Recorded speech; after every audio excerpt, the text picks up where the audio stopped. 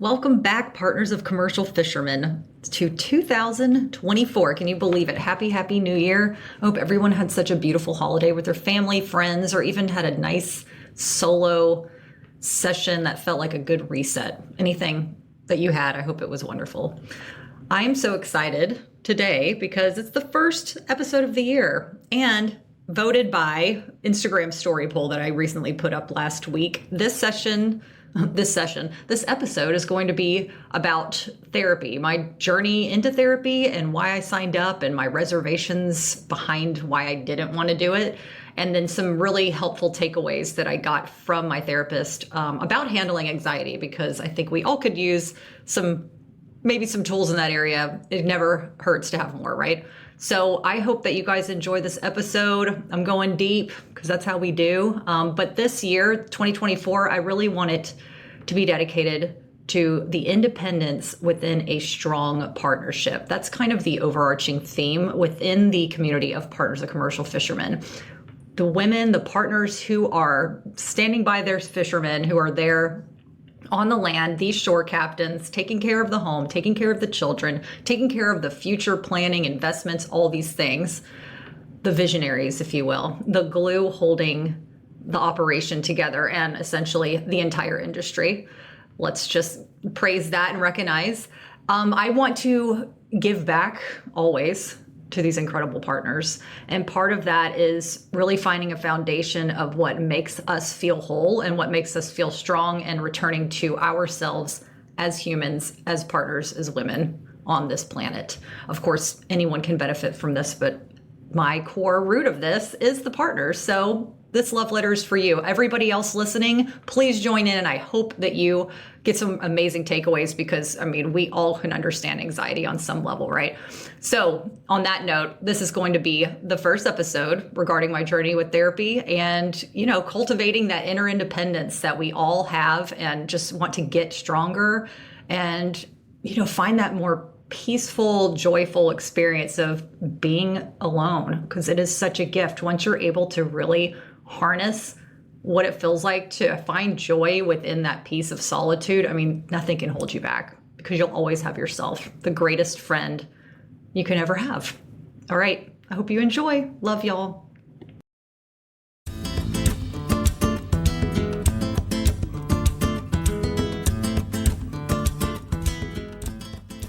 I'm Megan Waldrop, host of the Partners of Commercial Fishermen podcast, an extension of an online community created for partners to connect worldwide, find helpful resources, and share stories to feel less alone in this incredibly unique and adventurous way of life.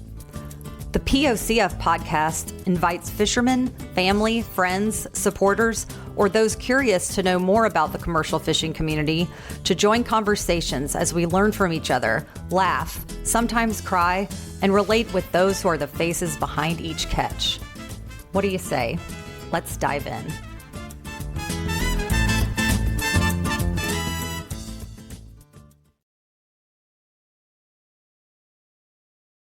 How about that new intro, y'all? I had to switch it up. We're getting spicy, settling into 2024. And since our theme is independence within a strong partnership, that independence piece starts with getting to the root of who we are and nurturing what brings us joy, no matter what. It doesn't matter what industry you're in, but especially in the partners commercial fishing industry, we could all figure out how to find that, feel that flow within all the flows. We're rolling with the punches, we're rolling with the weather, with the prices. I don't need to remind you of all these things. So this is our chance to really, no matter what happens, we can be that port in the storm for ourselves. That's what I'm trying to say here. And for me, part of that joy is connecting to my Puerto Rican heritage. And that's why I put that new intro music in there, because it makes me happy. And it's a nod to my roots and my motherland. And regarding my motherland and my mother, this is something about the Partners of Commercial Fishermen inspiration. I don't know if I've shared before, but I know I've mentioned that this community was inspired from my upbringing as a military kid. I was an Army brat. I moved around the world. I really enjoyed that experience. My sister and I had that with my mom and dad.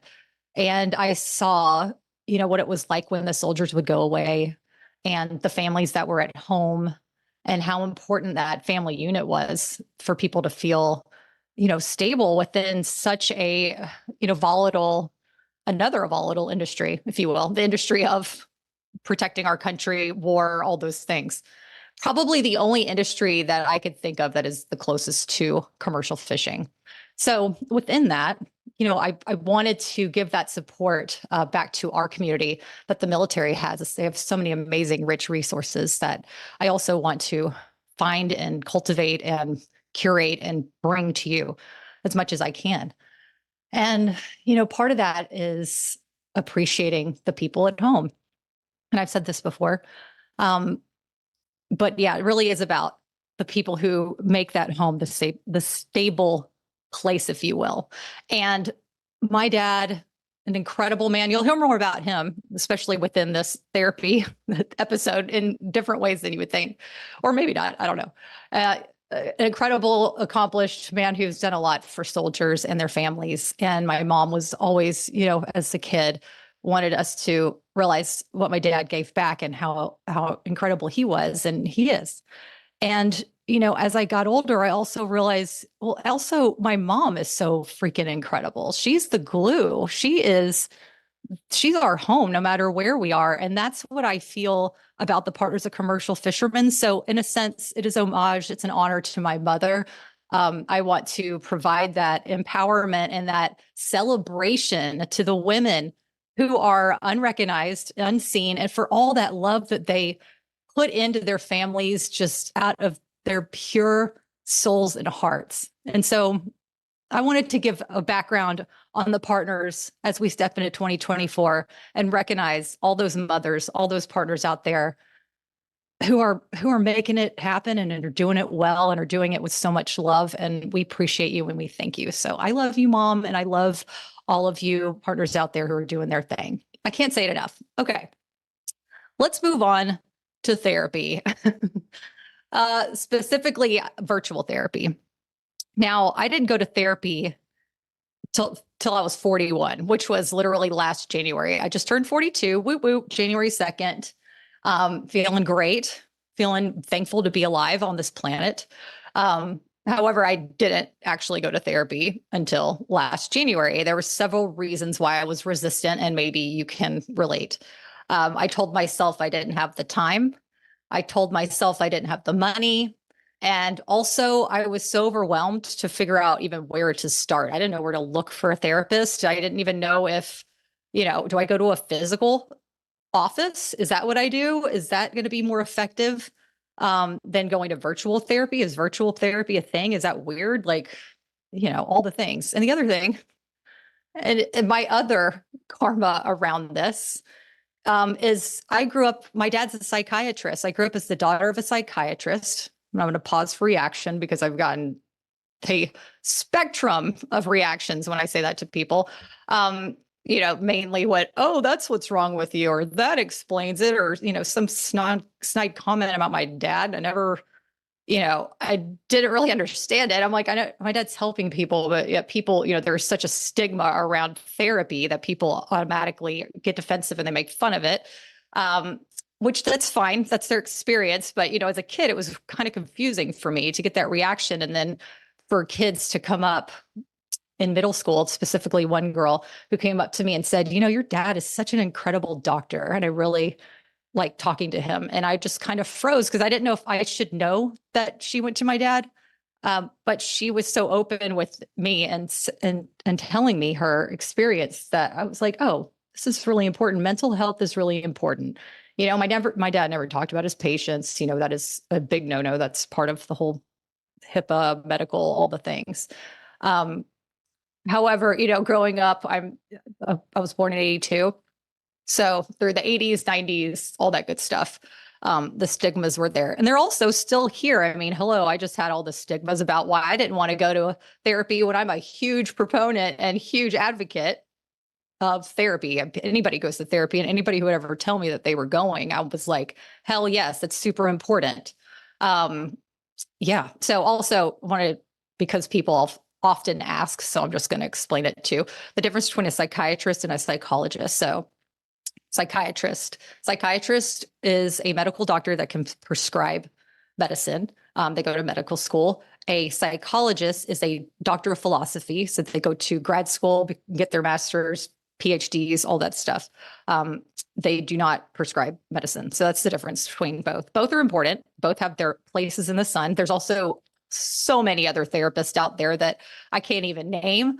But excitingly, we're going to be talking to 2 or actually 3 this month. We're going to speak with a breathwork facilitator and Reiki master type of therapist. We're speaking with a maternal mental health specialist, Kate Kripke, who we had last January. She's coming back, super stoked. And I'm also going to have my dad on because he was a psychiatrist for children, adolescents, and adults, for soldiers, military families. And I'm going to ask his advice about what families can do to help with, being in such a volatile industry, since he's had so much experience in that. And since the military is so close to home in that area. So I say all of this to say, you would think I wouldn't be so resistant, or maybe you would think I would be, I don't know, whatever. So regardless, last January became a breaking point for me. January 2023, I was full of rage and anger, and it was over things that were outside of my control and actually nothing that had to do with me at all. But you know what? It was a big ass reflection on myself, and I was being triggered, and I didn't recognize it for a long time. So I would project it out, and someone within our circle was triggering me because they had something going on. People and family and friends would give advice. They refuse advice. And I felt angry that I thought, wow, this person can have all the resources. They have all the resources. They have the money and the time to go to the bougiest therapist in the world, most renowned, whoever they want, but they're not. And I kept getting angry at this person. And then I'm like, wait, why the hell am I angry at them? I need to go to therapy. Clearly, what in the heck? I don't want to be full of rage and projecting on this person. Obviously, misdirected anger, but I was over it, and I needed to find the tools that I could just have a knowledge that I could use that were kind of like, oh, I can pull them out whenever I need to, whenever I'm spiraling into some kind of weird, not weird, I'm not going to say weird, spiraling into undirected understanding where the anger is going. Anxiety, because it's anxiety's a thing. I think we all have our triggers on why that goes, why that happens. So yeah. Again, I was at my boiling point. I said I didn't have the time. I said I couldn't afford it, and I was overwhelmed, and I didn't know where to start. And then I said, well, let me just check out this whole BetterHelp thing. By the way, this is not sponsored at all. I'm just sharing my experience.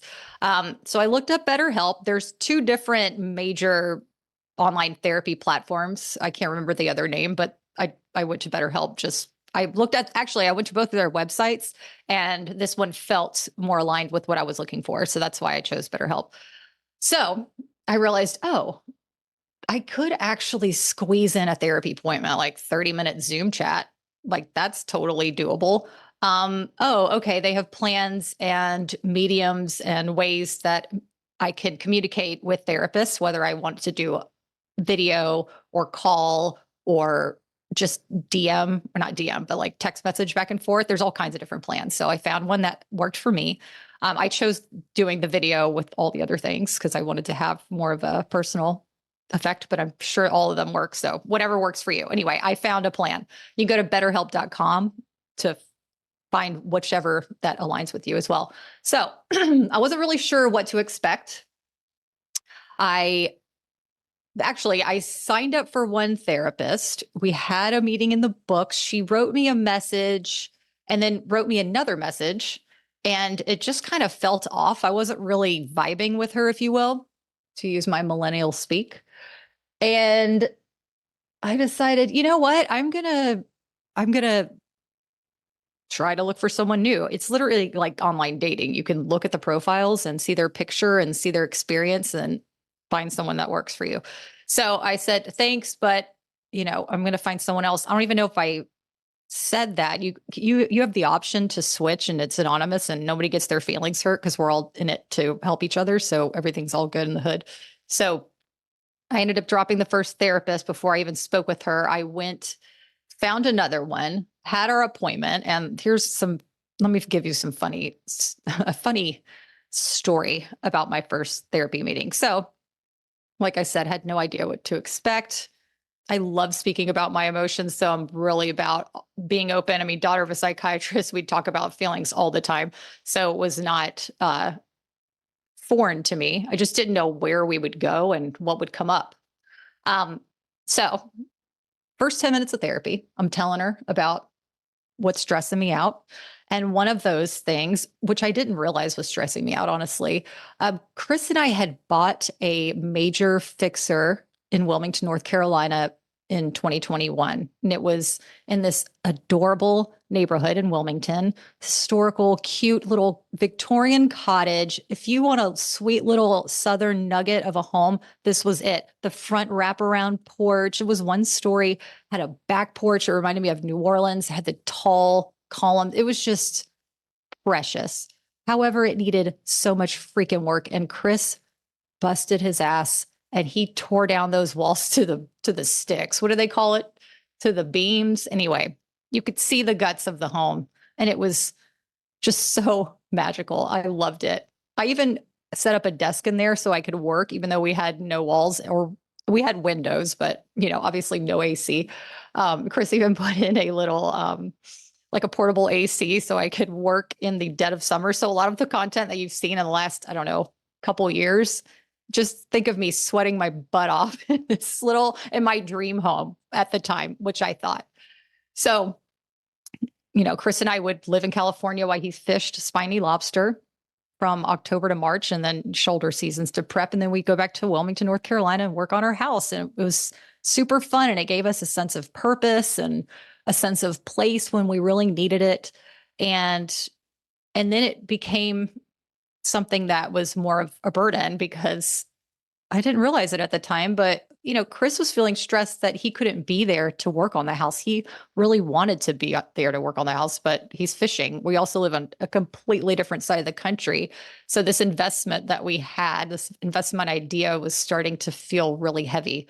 So I'm telling her all of this, not with that much clarity at this point. And she just stops me and goes, y'all need to sell the house. And she didn't say y'all, and I'm like, what? Wait, really? And I just sat with that for about 2 or 3 seconds. And I'm like, damn, she's not wrong. Like, we need to sell this house. Like, what are we doing? Like, we're trying to have a home. We can't afford one in California. Love California, can't afford it.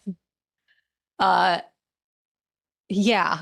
And this dream was becoming a friggin' nightmare. And we would get in dumb arguments. And I realized it was over the stress of not being available to invest and build this dream that we have together. I mean, that's what the core of it was.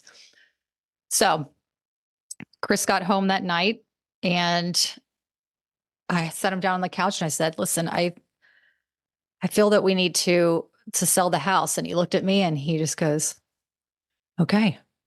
And then we kind of sat there and we were like, damn, do you feel good? Because I feel way better right now. Holy crap. Like we just opened up this whole other opportunity. All that money that we've been stashing away this season, we can actually put it towards other things and investments and debts that we need to work on, or the fishing business. And oh, wow, we could sell the house and, all these other things.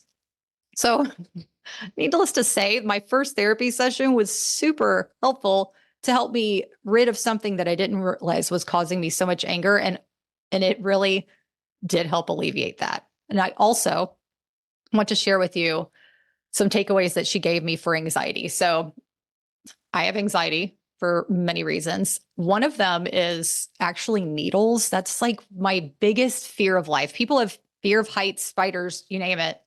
Mine's needles. I don't know what happened as a kid or in a past life, but that is like getting shots or getting my blood taken, like that is something that I feel that I'm tensing up and I want to run. Like that is what it's all about.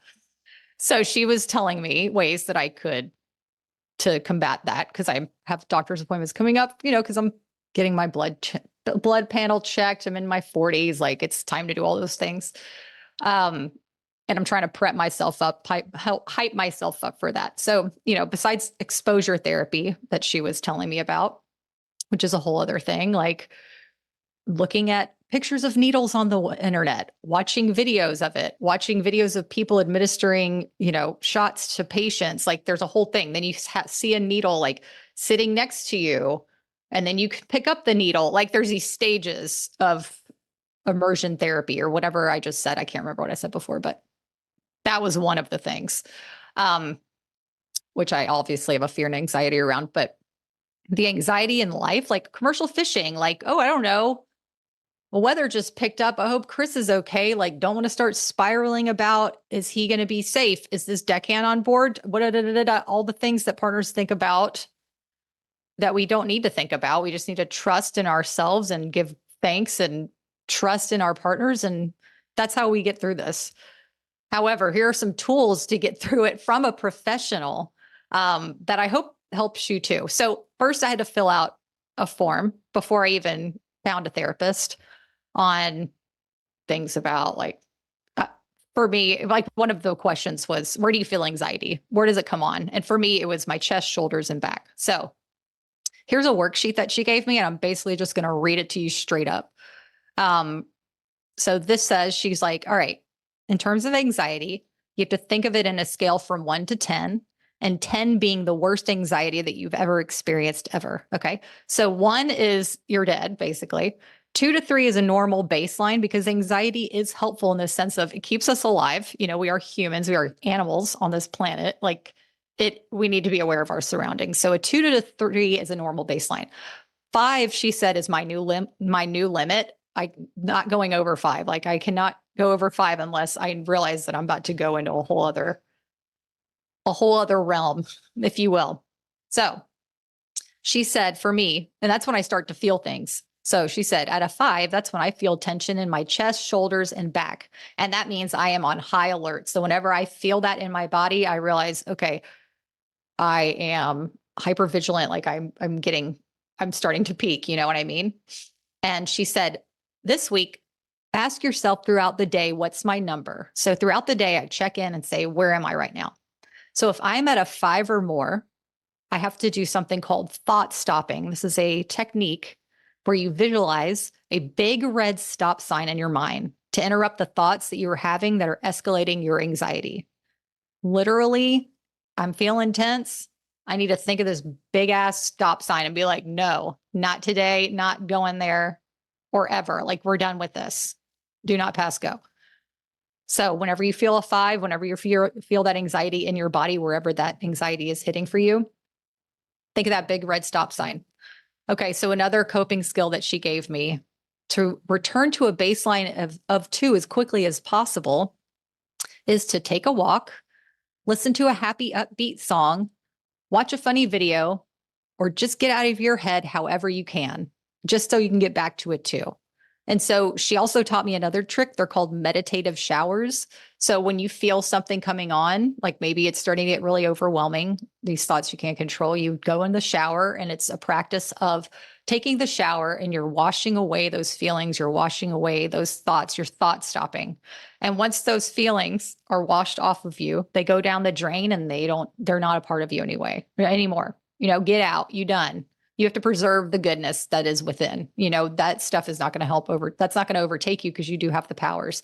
By the way, I really didn't realize how much I needed to read these notes again until I prepared for this podcast. So thank you all for voting for this podcast on Instagram stories, because I am definitely gaining a lot of insight from doing this as well. So see, we're all in it together. That's what this is all about. Partners of Commercial Fishermen. Like I don't have all the answers, but I'm going to help find people who have the answers. And I'm going to share my experience so we can all do this together.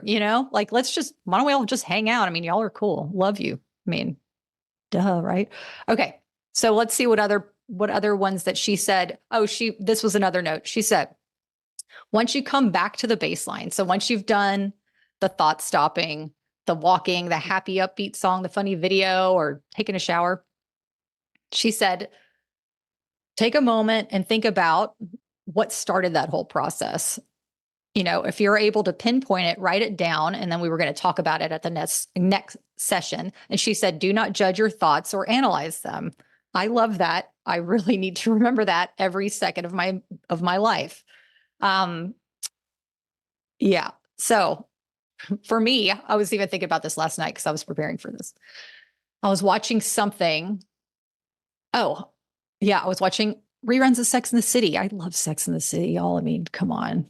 Oh, gee. I mean, anyway, that's a whole other episode. But it was the episode where Samantha finds out she has breast cancer and she goes to the doctor. And so the doctor, and then I go into my whole spiral. I don't go into it. I stop, but I start thinking, oh, okay, my doctor's appointment's in a few weeks. Oh, thought stop sign. And then I realized, wait, why did I even start thinking about that? And I'm like, oh yeah, I'm watching a person on the TV in a hospital room. That is my trigger. Okay, let's move on. Something I need to practice every day. And why not? Like, this is the other thing. Some of these tricks can seem so simple, yet it can feel really overwhelming to go talk to somebody and find them out for yourself. It's like, what are we waiting for, in a sense of, why are we torturing ourselves? At a certain point, it becomes, why are we torturing ourselves? When we can find these resources. There's also, from what I understand, free therapy resources in local health centers. You can reach out, and I think they have the ability to give therapy at reduced costs. I know BetterHelp also has a reduced cost plan.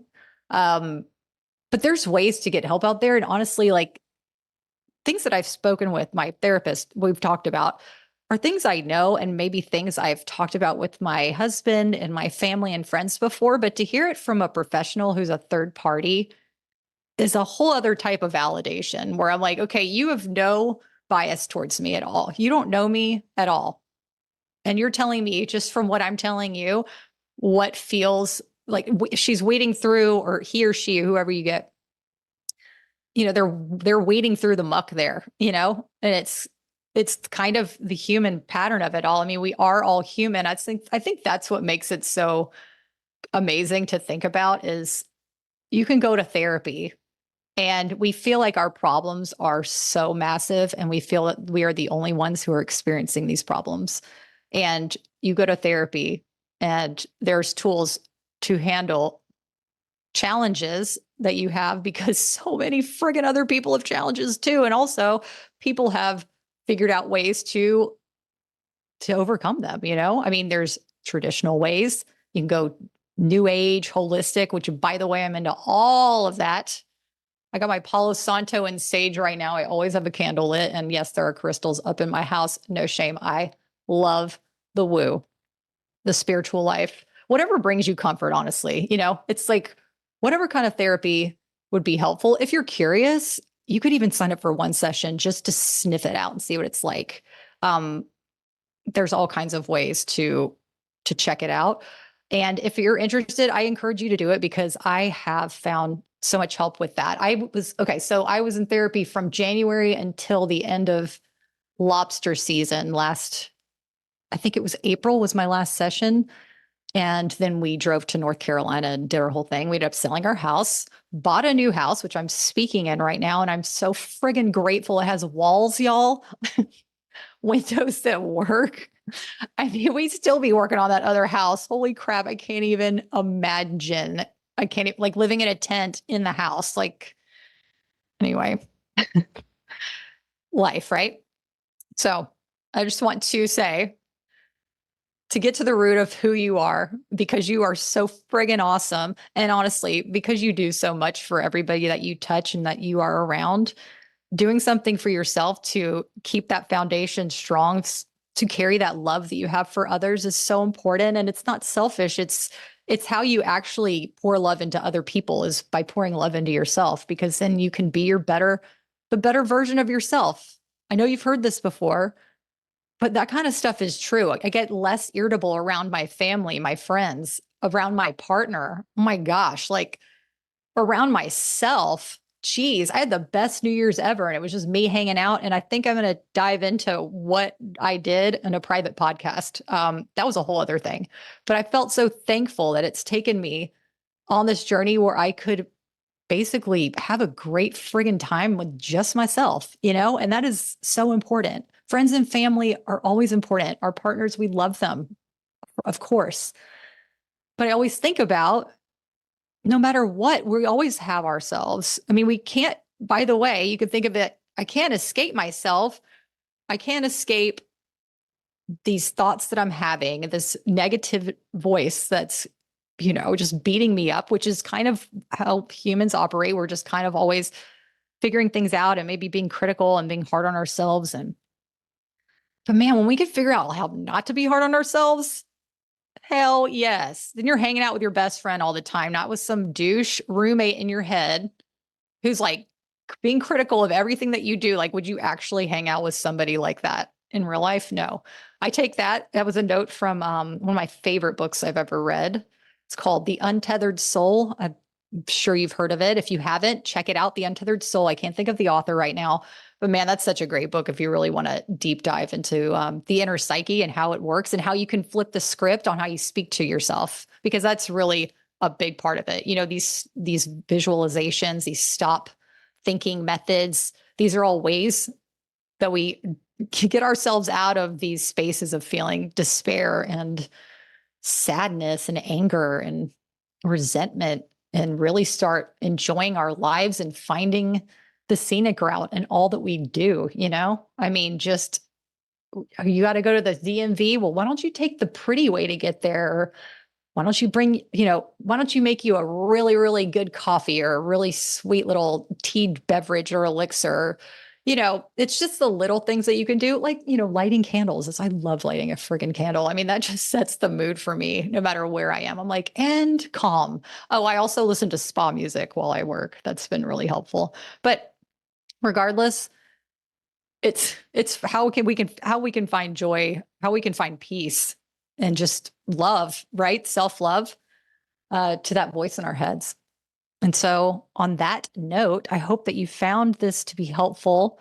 And I'm really so honored to be speaking with y'all about these really intimate, vulnerable aspects of being a human and being a partner of a commercial fisherman. Next week is super exciting as well, to go along with our theme of independence within a strong partnership and finding that, you know, cultivating that foundation for ourselves and our loved ones. We have an interview with Brenda Winkle, who is an advanced trauma-informed breathwork facilitator, Reiki master, and somatic coach, who will share the science behind breathwork, how it works, and how we can use it to self-heal. Oh, can I get a hallelujah? I mean, for real. See, we got all the tools. We have all the tools inside. That's the thing. We all know this, but we have the tools inside. We just are here to help each other remind each other, waking us up to be like, oh yeah, here's how you can this is how you can get around this. And also, if you're ever feeling alone, always come to the forum, the private forum. You can go to, is it meganwaldrop.com/private-forum to see how you can sign up. We're working on the easier login for all the members. There's so much juicier information in there all the time. It's like a growing memory bank of resources, along with people in our community who you can read about, see where they're from, see what their background is, ask questions, do virtual events. We have all kinds of stuff. The private podcast where I spill the tea and everybody else who spills tea goes to that private podcast. It's so great. I mean, it's all about, you know, our inner world and also the community in which we surround ourselves with. And so I'm wishing you a beautiful and peaceful transition into this new year, 2024. And I want you to know that I'm always in your corner, cheering you on for everything you do that goes unseen. You are not alone. And with love and POCF pride, till next time. Thank you so much for being here. Your downloads, your reviews mean more than you know, because that's how we know that you are enjoying the podcast. And if you'd like to further support the community, you can tap the subscribe button, share with family and friends, post on socials, or write a review. But you know what? As long as you're getting value, that is all that matters. But if you go that extra step, we truly, truly appreciate it. So thank you, thank you, thank you. And if you're a partner of a commercial fisherman looking for more resources on how to navigate this unique lifestyle, from long distance dating to communication to finances to motherhood advice to mental health, safety, you know, all the things. We're building more resources on succession planning and retirement. It's going to be amazing. There's even an option to join the private forum as well if you jump onto POCFpride.com to learn more. We are there for you. We got all of the community and all of the resources you need, and they are continuing to grow as we learn what you need the most. We can't wait to connect with you, and thank you so much again for being here.